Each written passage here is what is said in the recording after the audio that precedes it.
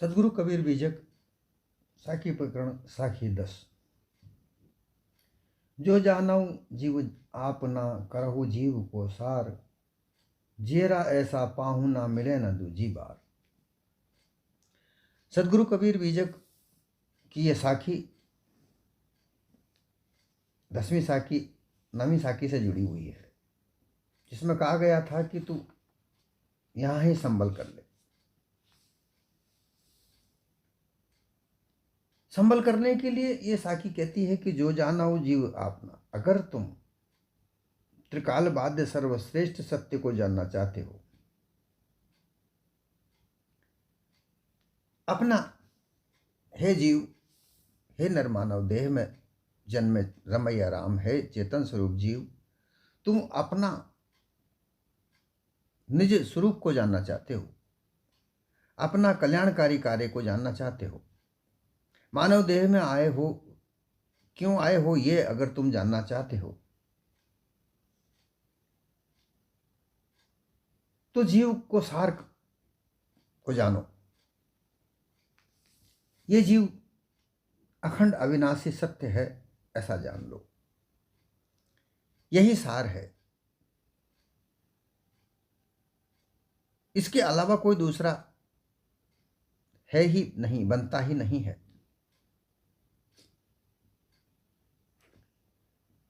जड़ और चेतन से संसार की रचना होती है। जड़ चेतन का संबंध आदि अनादि से है। जड़ के बगैर चेतन नहीं रह सकता और चेतन के बगैर जड़ अपना स्वरूप नहीं बना सकती, रंग नहीं भर सकता। इसलिए चेतन स्वरूप जीव अमर अविनाशी है। ये सार है, यही वह धन है जो हमेशा चेतन स्वरूप जीव के साथ रहता है, और इसको भूलने से ये भवबंधन के चक्रव्यूह में पड़ता है और आवागमन के चक्रव्यूह में जाता है।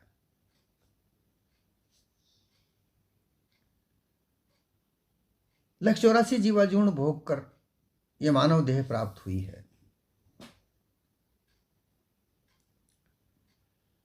और यह मानव देह संपूर्ण विश्रांति देह है। यहीं मुक्त हो सकते हो, बंधन रहित हो सकते हो, संपूर्ण विश्रांति यहां प्राप्त कर सकते हो। यहां से आगे का मार्ग बंद हो सकता है, अर्थात लक्ष्य 84 जीवाजूर्ण कट सकती है, दोबारा 84 जीवन में नहीं जा सकते। अगर तुम अपने निज स्वरूप को, चेतन को जागृत कर सकते हो, जागृत अवस्था में रह सकते हो, उस धन को अपने साथ रह सकते हो जो तुम्हारी कला है, जो जानिब कला है। नैनिब कला और जानिब कला। नैनिब कला में गफलत है, माया का फंदा है, माया का भ्रम है, धोखा है, वो नैनिब है, अर्थात नहीं रहते हुए। जीव अपने निज पारक स्थिति में नहीं रहते हुए की जो स्थिति है वो नैनिब है, और जानिब है जो जागृत अवस्था है, चेतन स्वरूप जीव अपने निज स्वरूप में जागृत होकर रहे, वो जानिब दशा है। अब ये एक कला जो जानिब दशा कला है, इसको भूल करके ये चेतन स्वरूप जीव लक्ष्य 84 जीवाजूर्ण में भटकता है, भ्रमता है, भूलता है। अविनाशी अखंड एक रस होते हुए चेतन स्वरूप जीव ये माया के फंद में नैनिबता से उलझकर, अपने आप को भूलकर, और फिर अपने आप से अलग कोई कर्ता धर्ता मानकर, उसमें उलझकर उसको प्राप्त करने के लिए विभिन्न प्रकार के मतों में, पंथों में उलझता है, और अपने आप को भूलकर मुक्ति के लिए रोता है। इस कला को जानने, यही इस कला को जानकारी करने के लिए, इस कला को जानकर जागृत होने के लिए ही ये साखी का उपदेश है। जो जानो जीव आपना, जो अगर तुम अपने आप को समझ जाओ, तुम अपने हे जीव, हे जीरा, तुम अपने आप को जो जान जाओ कि तुम अमर अविनाशी अखंड ज्ञानाकार हो, तो भवबंधन में पड़ोगे ही नहीं, और ये नरदेह में रहकर तुम भवबंधन से रहित अपना जीवन व्यतीत कर सकते हो। यह कर्म भूमि है, यहां तुम्हें मानव देह के कार्य करने हैं, पशुआ कर्म नहीं करने हैं। अगर पशुआ कर्म करोगे तो मायावी चक्रव्यूह में उलझोगे, नैनिकता में जाओगे, गफलत अवस्था में जा पहुंचोगे, तुम्हारी जागृति खत्म हो जाएगी, समाप्त हो जाएगी, और तुम गफलत का जीवन जियोगे जहां बंधन ही बंधन है। अपनी सत्ता से तुम ये सारी चीजें जानते हो, तुम 5 तत्वों को जानते हो, विभिन्न प्रकार की मान्यताएं तुम जानते हो, वाणी जाल जो वेद आदि वाणी उनको तुम जानते हो, और जानकर उसमें से सार निकालने की कला भी तुम जानते हो। 5 तत्वों से यह तुम्हारी देह बनी है, यह तुम जानते हो। 5 तत्व देह से नित्य सृष्टि है, यह भी तुम जानते हो। नित्य और अनित्य सृष्टि भी तुम जानते हो। जो सृष्टि अनादिकाल से चली आ रही है वह भी तुम जानते हो, और यह देह तुम्हारी अनित्य सृष्टि है, यह भी तुम जानते हो।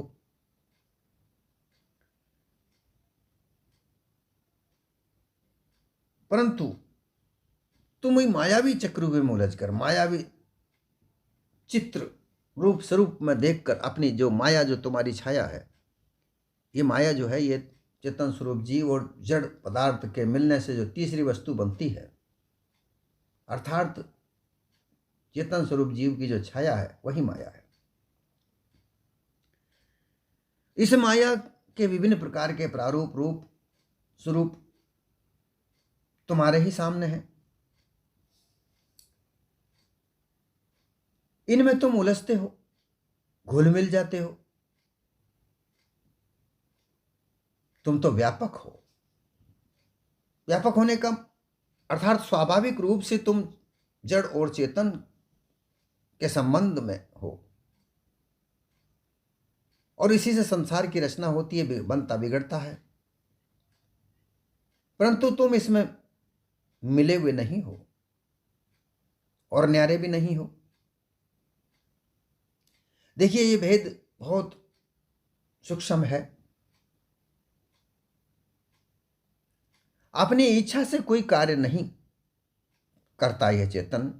अपनी इच्छा को जागृत करके कोई अपनी इच्छा से कि मैं ऐसा कर लूं, जैसा कि हम ब्रह्मास्मि एको अहम द्वितीय बहुश्याम प्रजायते, मैं एक हूं, एक से अनेक हो जाऊं, ऐसा ब्रह्मवादियों के महावाक्य हैं कि वह ब्रह्म एक था, उसने इच्छा जागृत की कि मैं एक से बहुत हो जाऊं, और उसने संसार रचा। ऐसा यहां नहीं है। अगर ये ऐसा करता है, चेतन स्वरूप जीव जब इच्छाओं को जागृत करता है तो वंश बंधन में बनता है। ब्रह्मावस्था भी यही कहती है, क्योंकि वह ब्रह्म एक रह ही नहीं सकता। उसमें इच्छा, क्योंकि वहां बीज, माया का जो बीज है वो रहता है, अहत्व वहां रहता है, माया का बीज वहां रहता है, अहंकार का बीज वहां रहता है। इसलिए वो समय पाकर जागृत हो जाता है और एक से अनेक हो जाता है। पारक स्थिति में निज स्वरूप चेतन स्वरूप जीव जड़ के साथ संबंध तो रखता है, परंतु स्वाभाविक रूप से रहता है। जैसे कि बादल से वर्षा होती है, पानी बरसता है, वह स्वतः अपने आप से मौसम के आधार पर बनता है। पानी, गर्मी ज्यादा पड़ती है, समुद्र का पानी वाष्प बनकर ऊपर उठता है, फिर वह ठंडा होता है और बारिश पानी बनकर वापस धरती पर बरसता है। जब वो पानी धरती में पर नहीं आता, धरती के संबंध में वो पानी नहीं आता, तब तक अमृत होता है। परंतु जैसी जैसी जगह पर वो पानी पड़ता है, वैसा ही वैसा उसका स्वरूप बन जाता है। वो कहीं गंदी जगह पर पड़ता है तो वो पानी गंदा हो जाता है, स्वच्छ जगह पर पड़ता है तो वह साफ रहता है। जैसे जैसी वो जगह पर वो पानी पड़ता है वैसा उसका स्वरूप बन जाता है। ये स्वाभाविक रूप से। परंतु जानबूझकर पानी को किसी अन्य चीज में मिलाई जाए, बनाई जाए, जैसे शराब पानी से बनती है, शरबत भी पानी से बनता है, दवाई औषधि भी पानी से बनती है, विभिन्न प्रकार का मिश्रण जड़ पदार्थों से मिलाकर पानी का कई कई रंग रूप बनाए जाते हैं। यह व्यापकता है, व्यापित होना है।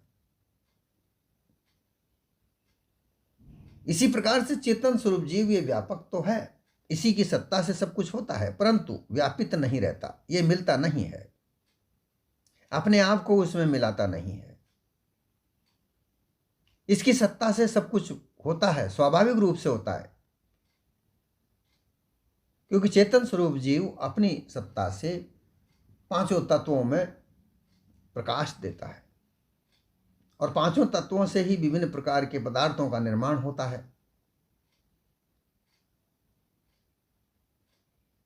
दूसरी तरफ हम ये देखें कि इस मानव ने ही विभिन्न प्रकार के आविष्कार किए। मानव कल्याण के लिए विभिन्न प्रकार की जो आज वस्तुएं हम देख रहे हैं, औषधियां देख रहे हैं, उपकरण देख रहे हैं, ये सब उपकरण कल्याणकारी हैं।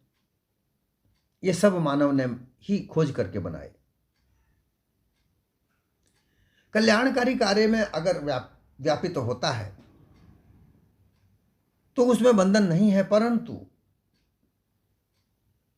भोग वस्तुओं में अगर वह व्यापित होता है तो वो बंधन है। जैसा कि मानव देह में व्यक्ति आकर अपने कल्याणकारी कार्य को भूलकर केवल स्वार्थ में जिए, अपने जीवन का स्वार्थ बना ले। अब जब स्वार्थी हो जाता है तो वह अपनी कला के आधार पर मानव जीवन में कार्य करता है।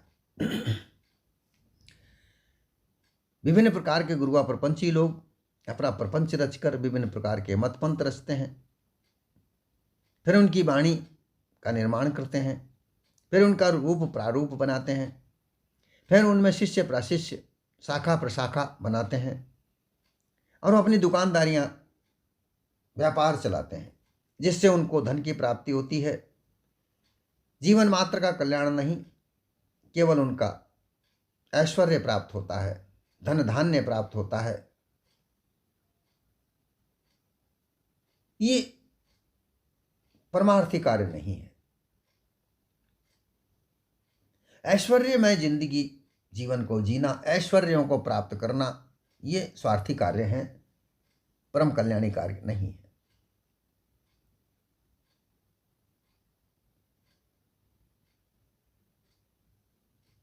बड़े बड़े विद्वान विद्वता को धन के लालच में बेचते हैं। सरकारी नौकरी करने वाले बड़े बड़े अधिकारी लालच में आकर अपने ही कार्य से धोखा देते हैं। इस प्रकार से ये स्वार्थी कार्य है।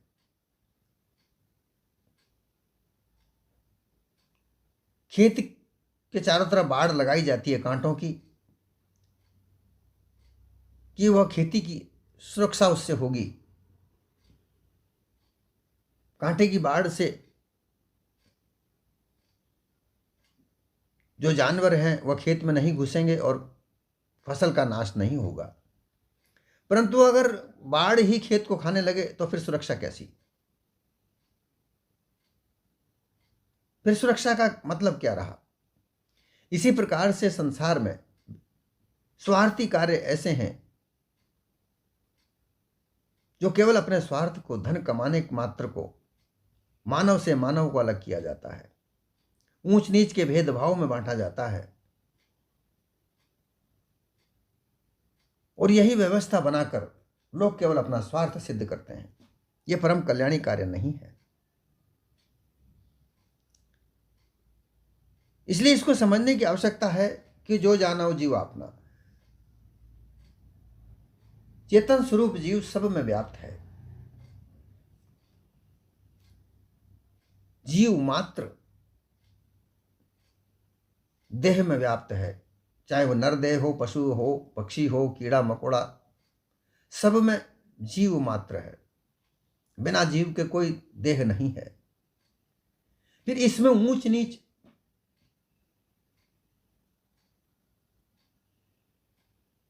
वर्ण भेद, वर्ग भेद,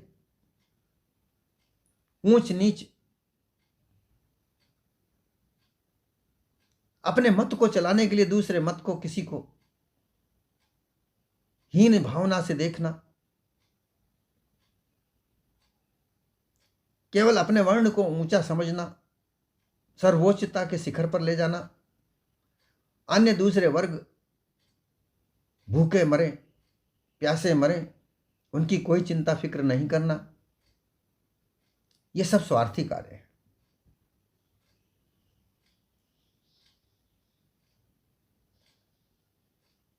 जीव मात्र पर दया रखे, दया ही धर्म का मूल है। पाप मूल अभिमान, और ये अभिमान है, यही पाप का मूल है। जो अभिमान करते हैं कि हम ब्राह्मण हैं, सर्वोच्च हैं और हमसे सब नीचे हैं, हम जो कहेंगे वही होगा, हम क्षत्रिय हैं, राज्य तो हम ही करेंगे और दूसरे कोई राज कर ही नहीं सकते, हम वेश्य हैं, हम व्यापार करेंगे, हमारा ही धन पर अधिकार है और कोई दूसरा धन नहीं प्राप्त कर सकता, शूद्र तो केवल सेवा करेगा, भूखा मरे चाहे कैसा है, पर वो शूद्र सेवा करेगा, उसको धन का अधिकार नहीं, संपत्ति का अधिकार नहीं। ये सब अभिमान है, और अभिमान से पाप जन्म लेता है, धर्म जन्म नहीं लेता।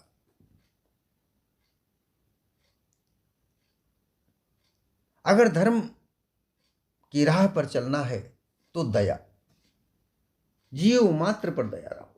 जो जान हो जीव आपना, करहु जीव को सार, जीव को सार समझो।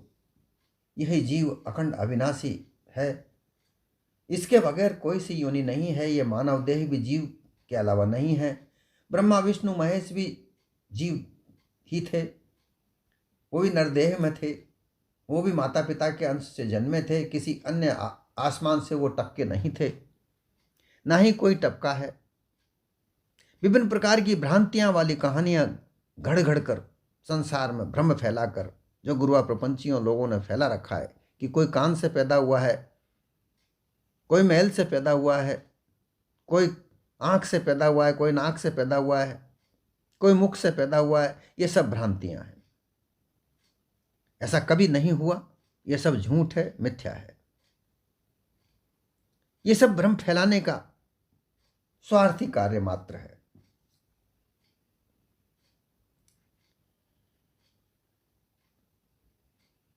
जियरा ऐसा पाहुना मिले ना दूजी बात। ये जो चेतन स्वरूप जीव है, इसको जो नरदेह मिली है, अब नरदेह मिले या पशु देह मिले, कोई सी भी देह मिले, उस देह में वो पाहुना होता है। परंतु ज्यादातर मानव देह की बात की जाती है, तो मानव देह सभी वेद शास्त्र सब इत्यादि सभी कहते हैं कि यह देह बड़ी मुश्किल से प्राप्त हुई है। अर्थात इस देह में रहते हुए दया धर्म के मूल को नहीं समझा और पाप मूल के अभिमान को समझ लिया, तो हम इस देह में रहकर किसी प्रकार का कल्याणकारी कार्य कर ही नहीं सकते। हम केवल स्वार्थी जीवन जीकर मानव मात्र को कष्ट देना चाहते हैं और उनको कष्ट देकर हमारा सौभाग्य प्राप्त करना चाहते हैं।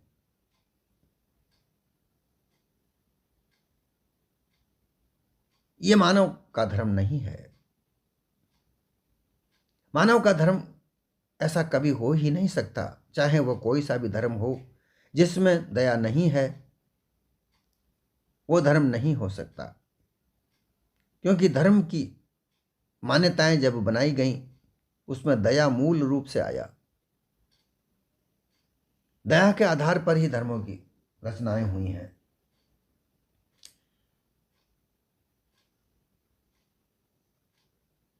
जियरा ऐसा पावना मिला न दूजी बार, ये मानव देह दोबारा नहीं मिलती।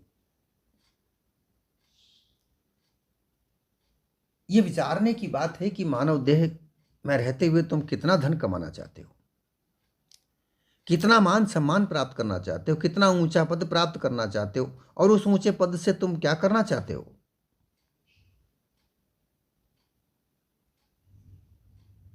ऊंचे पद प्राप्त करके क्या तुम स्वार्थ पैदा करना चाहते हो? केवल एक वर्ण, एक वर्ग या एक व्यक्ति का स्वार्थ तुम सिद्ध करना चाहते हो, तो तुम्हारा यह ऊंचा पद किस कार्य का है? ऊंचा पद इसलिए दिया जाता है कि वह परमार्थ कार्य करे, परोपकार कार्य करे, कल्याणकारी कार्य करे। और इस कल्याणकारी कार्य के लिए वो व्यवस्थाएं बनाए, जो व्यवस्थाएं हर स्तर के व्यक्ति के लिए हो, हर वर्ग के लिए हो, न्याय के साथ हो। न्याय की परिभाषा ही बदल दी जाती है। न्याय करने वाले लोग स्वार्थी हो जाते हैं, सुरक्षा करने वाले लोग स्वार्थी हो जाते हैं, व्यवस्था बनाने वाले लोग स्वार्थी हो जाते हैं। ये कैसा धर्म है? ये मानवता का धर्म नहीं। जहां देखिए, जहां एक ही बात, एक ही वर्ग को लेकर बात, मानव के कल्याणकारी बात कहीं भी नहीं। मानव मात्र का कल्याण करने का विचार करे।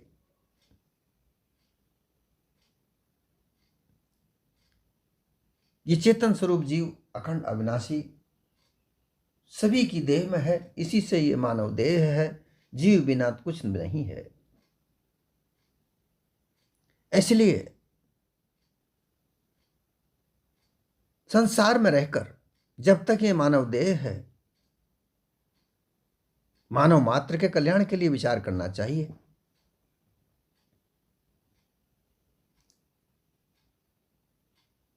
आज ऐसा देखा जाता है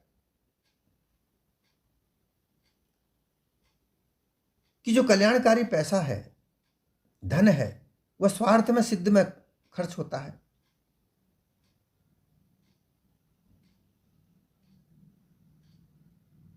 ऐसे आंकड़े सामने आते हैं, कई करोड़ लोग रोज भूखे सो जाते हैं, उनको भोजन नहीं प्राप्त होता। और ऐसा दिखावा देखा जाता है कि जहां लाखों लोगों का भोजन व्यर्थ फेंका जाता है, खाद्य सामग्री व्यर्थ बहाई जाती है, जो किसी काम की नहीं। ये क्या दिखावा है?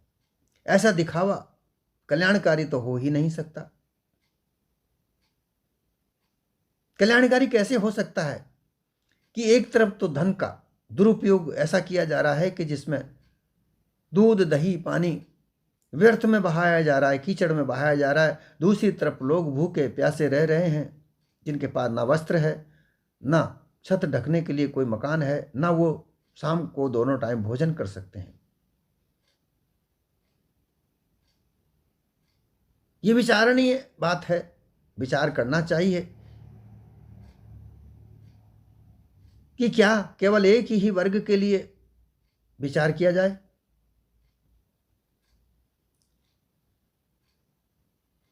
देश कोई सा भी हो, नगर कोई सा भी हो, वहां हर प्रकार के व्यक्ति रहते हैं, अपने अपने स्तर पर व्यक्ति रहते हैं।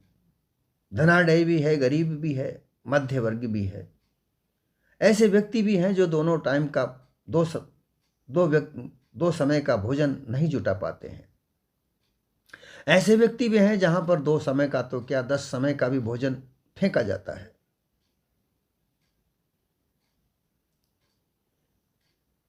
इस भोजन को, इस पर क्या विचार नहीं किया जा सकता? एक तरफ लोग भूखे सोते हैं, एक तरफ भोजन को फेंका जाता है।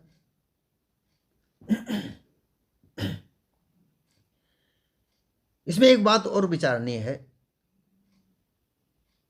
कि कुछ लोग ऐसे हैं, निकम्मे हैं, जो कार्य नहीं करना चाहते, उनकी आदत पड़ गई है भीख मांगने की। एक भीख मांगने का भी एक बहुत बड़ा स्कैंडल है, बहुत बड़ा षड्यंत्र है कि लोग भीख मंगवाने का धंधा, बिजनेस करते हैं, व्यापार करते हैं। वो कुछ लोगों को पालते हैं, रखते हैं और भीख मंगवाते हैं, उनका लाया हुआ पैसा वो हड़पते हैं।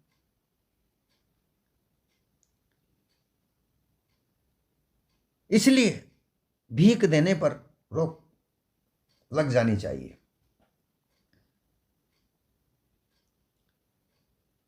भीख मांगने की आवश्यकता ना पड़े, इसलिए मानव मात्र के लिए दया रखनी चाहिए।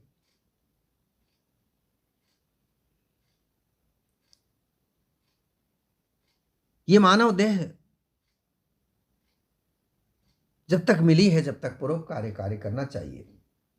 हर मानव देह में चेतन स्वरूप जीव निवास करता है, वही सर्वोच्च, वही अखंड अविनाशी अमर है।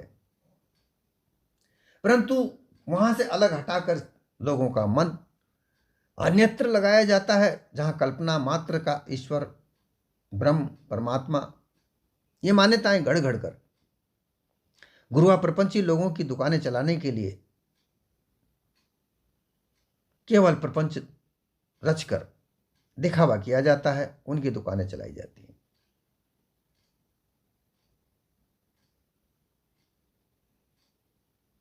मानव मात्र में रमैया राम है।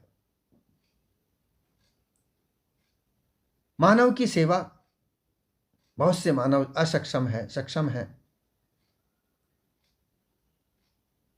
मानव के पास, किसी के पास ज्यादा धन है, किसी के पास ज्यादा बुद्धि है, किसी के पास शारीरिक बल है। जैसी जिसकी सामर्थ्यता है, उस आधार पर उसे अपना परमार्थ कार्य करना चाहिए।